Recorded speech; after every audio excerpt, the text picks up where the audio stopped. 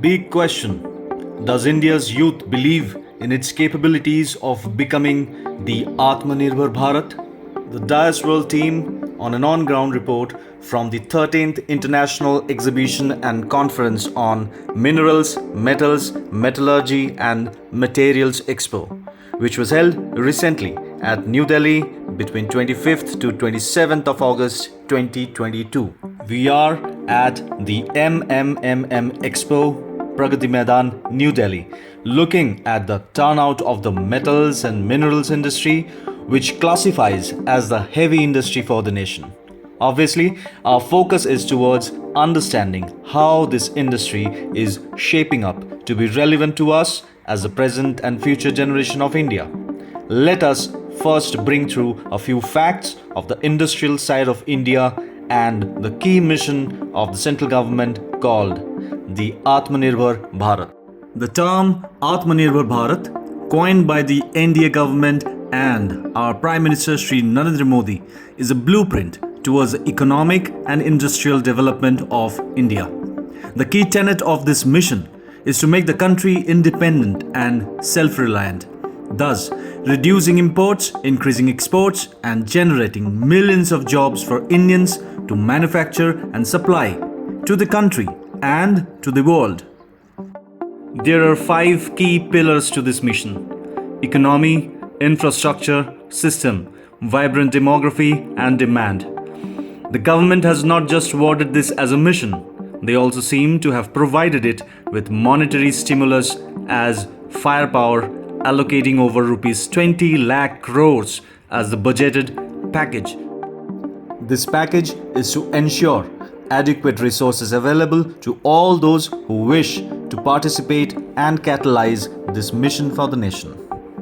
As we stand here today, we are witnessing some of the key executors of this grand vision, showcasing their current and future plans to the visitors of this expo. And we are here to understand if their vision aligns with what we as a generation are looking at them to deliver for us. Metal manufacturers and suppliers, mineral development corporations and exploration technologists, metallurgical equipment and material handling solution providers, metal working machinery for steel, manufacturing and other infrastructurally important industries, surface treatment, quality control, and many more such exhibitors are telling us what is in store for our heavy industry in the years to come. But when we talk about Aatmanirbhar Bharat, it doesn't really refer to only a segmental growth for the country or a few of its sectors. What we are rather talking about is the overall growth of all the industries and their capacity to function independently as well as together as one cohort. When we say Aatmanirbhar, we are looking at our industry being able to become self-sufficient with everything being conceptualized and manufactured indigenously. Many sectors have been successful in giving the Aatmanirbhar ideology the push that it requires. Real estate and IT are the biggest contributors to the cause. But do the youth of the country, the dominant and upcoming workforce, actually believe that they have enough opportunities to be a part of this revolution? Some of the schemes that the government has launched under the Self-Reliant campaign have been gradually working towards improving the grassroots level attention towards this initiative. Some slogan initiatives like Vocal for Local, Local for Global, Make in India, Make for World, India's Brain Gain, and a few more have given that added sentimental push to the youth that perhaps were looking for encouragement already on this front. The youth of the country is for sure observing through this and is understanding that if we go beyond the daily news reports and actually seek opportunities, it is perhaps available there for us. India is capable of becoming self-dependent and self-reliant in the near future if the push from the government sustains.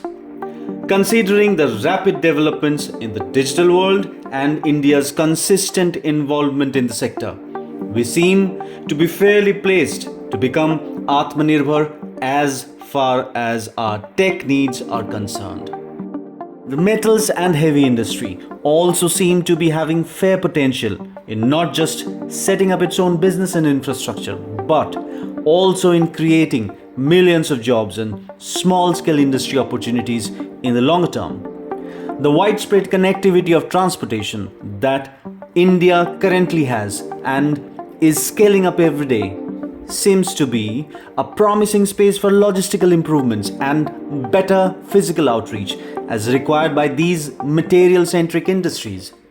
The creation as well as the use of this infrastructure will both be responsible to generate employment and livelihood opportunities across the length and breadth of the nation. The attention drawn towards India's initiative to become Aatmanirbhar is from not just within the country but also amongst its foreign peers. And that is now noteworthy. The arrival of some of the large tech and non-tech players in India for their manufacturing and R&D needs is bringing much needed focus to our own training and education.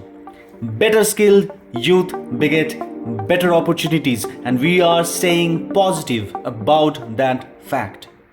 But no, everything is not fantastic yet. There are a few things we still would like to see delivered. The lack of employment through various fields, sectors and interests is still a gaping hole between what is being stated versus what is finally getting translated onto the ground. The lack of skill-based institutions, or perhaps the knowledge that these institutions exist at all, is a clear lacuna in the system's capabilities to reach their message across to those who need to know them most, us, the youth. Near worn-out academia and the overall lack in exposure among the youth keeps us untrained and unskilled even when we are armed with degrees that make sense only on paper, not to the recruiting industry. Atmanirbharta without the adequate push towards energy efficiency and environmental sustainability will be a catch-up game. We will still not be doing enough to actually make a difference to humanity, which is something that the youth is strongly up for today. While the push towards startups and MSMEs has encouraged those with an entrepreneurial mindset to stick around, the ones looking for jobs and stable careers are still venturing outwards. The country does need the brain drain to stop, and for that, there needs to be a better infrastructure, push towards better standards of living, better air quality, better laws and regulations and initiatives to promote pride and patriotism towards the country.